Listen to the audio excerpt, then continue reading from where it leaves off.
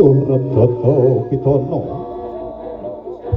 anangipun dita negari ingkang kaeka adi Dasa Purwa Eko marang sawiji adi luwih desa 10 Parwa kawitan. Senadyan kathah titaing Jawata ingkang sinangga ing Pratiwi. Kalangkara ingkang kasa kinapiting samudra. Kathah ingkang samya angagara ras. Nanging datan kadhe nagari kang kinopting ngati. Nagari kang panjang punjung. Pasir ukir loh jinawi kemari Pakerto Raja.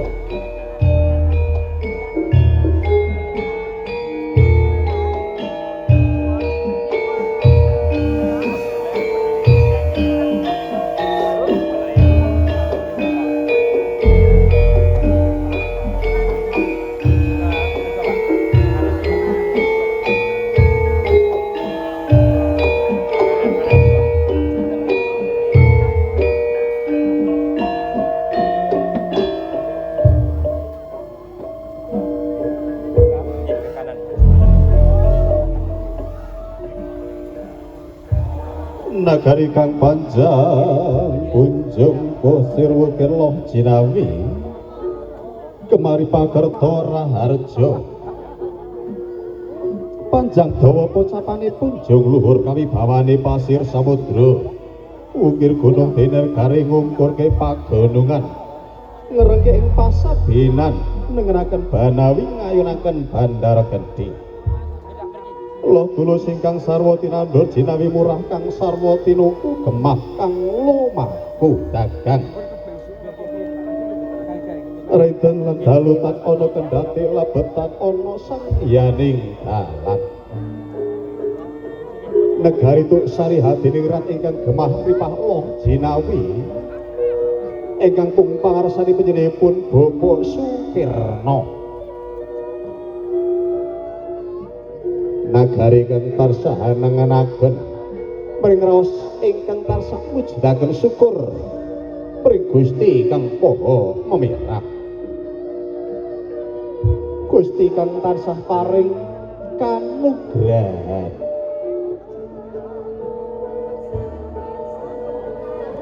Negari kang tentrem Kerto Raharja. Murah sandang murah pangan. Gemah ripah loh jinawi.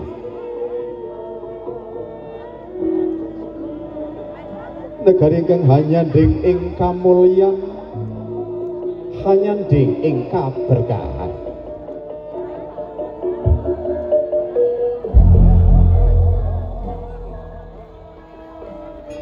Kandya sesanti bineka tunggaling gadadya daya kesaning budaya. Winata paugeran 5 nenggih manembah mring Hyang Kawasa rasa asih sasama.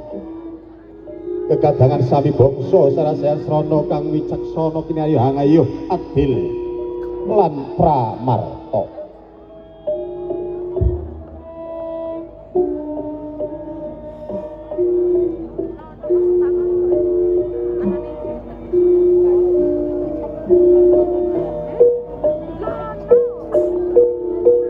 Tansah nengenaken mring panembahe ingkang tumuju dhateng pangawasan ingkang karya jagat.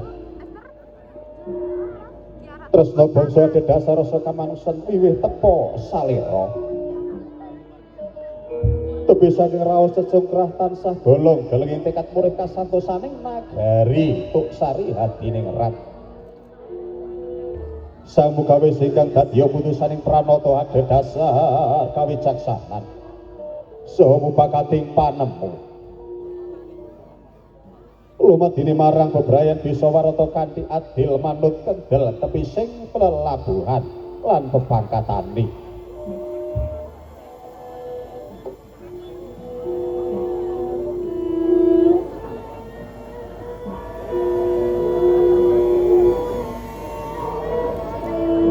Dening samangke sasampunipun siyaga samangke kepareng saking putri ingkang pinilih saking tlatah Tuksari.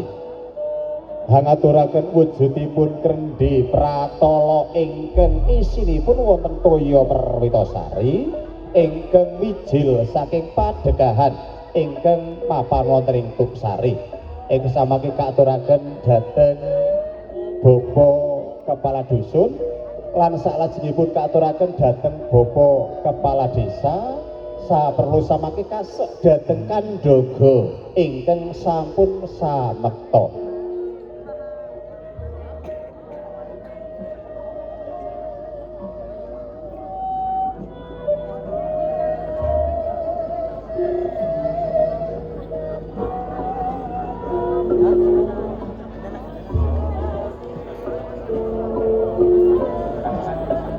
Dene ingkang urut sepisan ing samangke hangaturaken wujudipun Kendhi Pratawa ingkang isinipun toya Perwitasari ingkang saestu mijil saking laladan Padukuhan Mertan ingkang kaaturaken dhateng panjenenganipun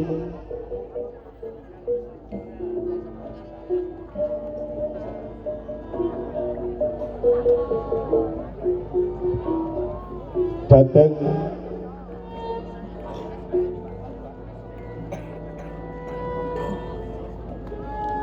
Kepala Dusun Mertan panjenenganipun Bapak Sutejo. Wujudipun Tirta Perwitasari kang mijil saking Sendang Kuwarasan Mahanani tansah andayana kasantosan mliginipun wonten ing masyarakat Laladan Tuksari. Sasampun dinampi dening panjenenganipun Bapak Kadus ing samangke kaaturaken dhateng panjenenganipun Bapak Kepala Desa Tuksari ingkang saperlu samangke kasok dhateng Kandaga ingkang sampun samekta.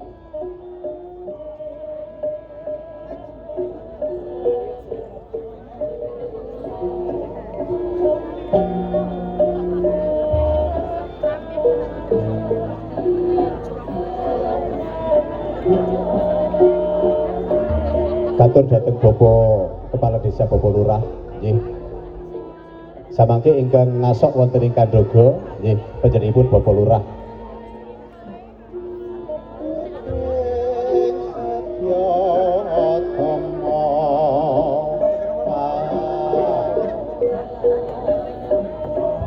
Saking panjenenganipun Bapak Kepala Dusun Dusun Mertan katuraken dhateng panjenenganipun Bapak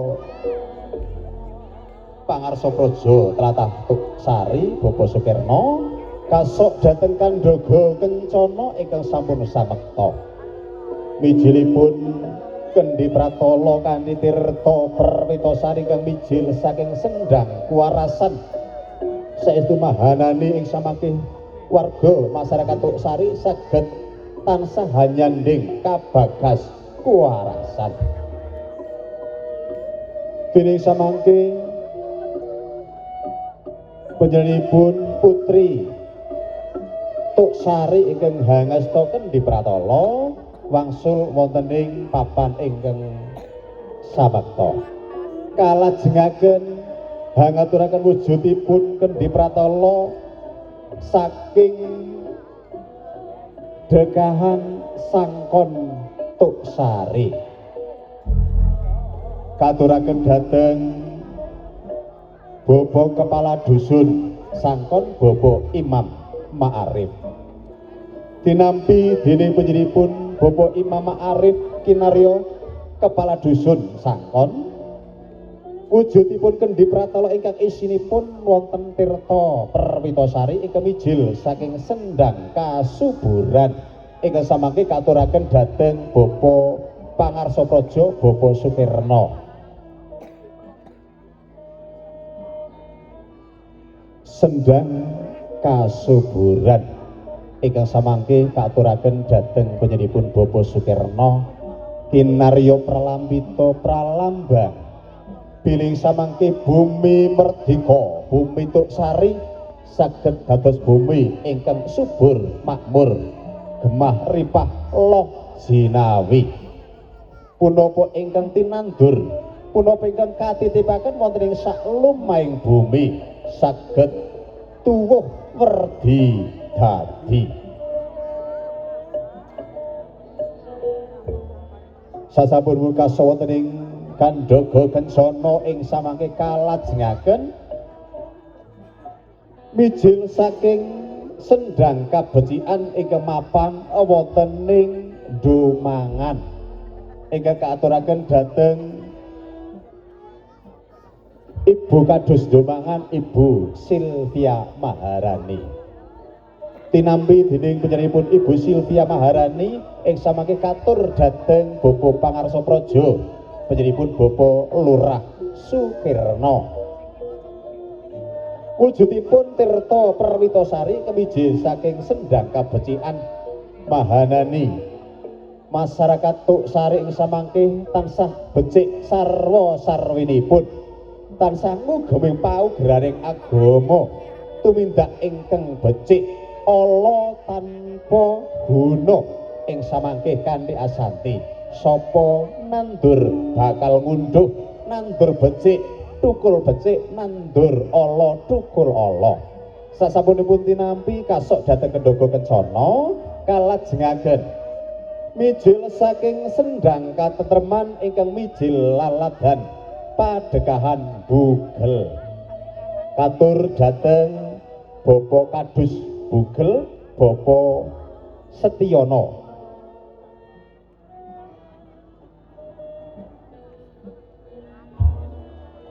Wujudipun Tirta Perwitasari ingkang mapan wonten ing Kendi Pratala ingkang kapendhet saking sendang katentreman ingkang samangke sasampunipun tinampi dening Bapak Setiono katur dhateng Bapak Pangarsa Praja Bapak Lurah Sukirna. Kasok ing samangke wonten ing Kendhaga Kancana saking sendang katentreman saestu mugi kanthi pangajap masyarakat Tuksari saged tansah tentrem ayem tentrem anggenipun hamong bebrayan anggenipun hamong punapa kemawan putra wayah sak peturutipun tansah manggih hayom hayem tentrem gemah ripah loh sinawi. Sasampunipun tinampi dening Bapak Lurah Sukirna kasok dhateng Kendhaga Kancana. Kasok tanpa sisa wujudipun Tirta Perwitasari ingkang dados setunggal nyawiji wonten ing Kendhaga Kancana.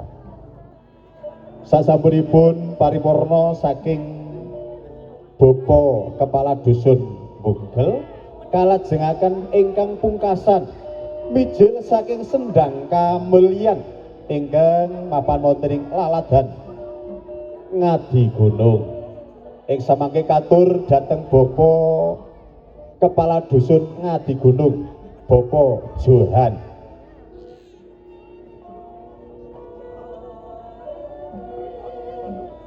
Sasampunipun dumugi wonten ing ajengipun Bapak Dusun ing samangke kaaturaken wujudipun Kendi Pratala tinampi dening Bapak Kepala Dusun Bapak Johan. Mijil saking sendang kamulyan wujudipun Tirta Perwitasari ingkang mapan wonten ing salebeting Kendi Pratala kanthi pangajap mugi sadaya masyarakat Tuksari tansah hanyanding kamulyan anggenipun hamong bebrayan manjing kamulyan anggenipun mapan wonten ing negari Tuksari Hadiningrat ingkang tansah kebak ing kanugrahan ingkang tansah hanyanding kewarasan hanyanding kasuburan hanyanding kabecikan katentreman lan ugi kamulyan ingkang sampun dados setunggal wonten ing salebeting Kendhaga Kencana.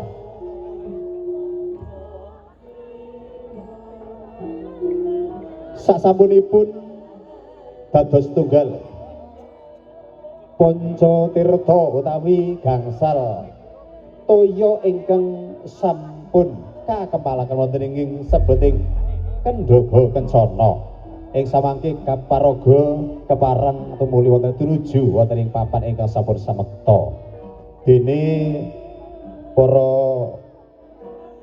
Bapak Kepala Dusun bala Ibu Kepala Dusun kadheraken pinarak lenggah wonten ing palenggan ingkang sampun tumata dene ing samangke sasampunipun jinamur dados tunggal wujudipun Tirta Perwitasari kemijil saking sendang kewarasan, mijil saking sendang kesuburan, saking sendang kebecikan, ugi saking sendang katetreman dalah, sendang kamulyan.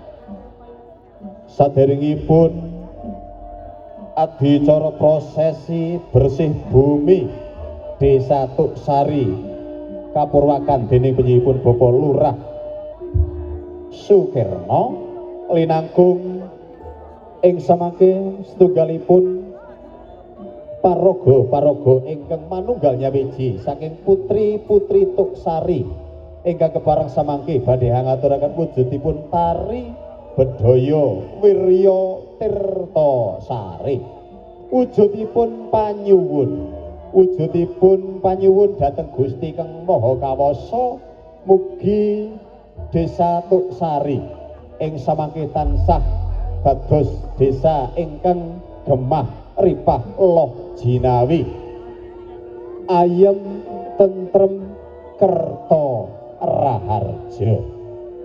Kadhiraken sagung para bapak para ibu sekeca anggenipun hangrantu samangke laksitaning upacara sak candhaipun kawiwitan siyaga ing diri rumanting pakarti kadang-kadang ingkang mijil saking laladan Tuksari Hadingnarat putri-putri Tuksari ingkang samangke kaparagan dening kenya ingkang taksih hangarah prana ing samangke sesarengan paring panyeguyung kanthi beksan bedhaya wirya tirta sari ingkang kaanggit dening penyeripun Nimas Ahayu Ana Utami saestu bedhaya wirya tirta sari kaanggit dening putra putri asli Tuksari mugi samangke saged dados ikon Desa Tuksari amin ya Rabbal alamin. Kadherekaken sawetahipun dhateng adik-adik dala saking kadang-kadang karawitan condong laras.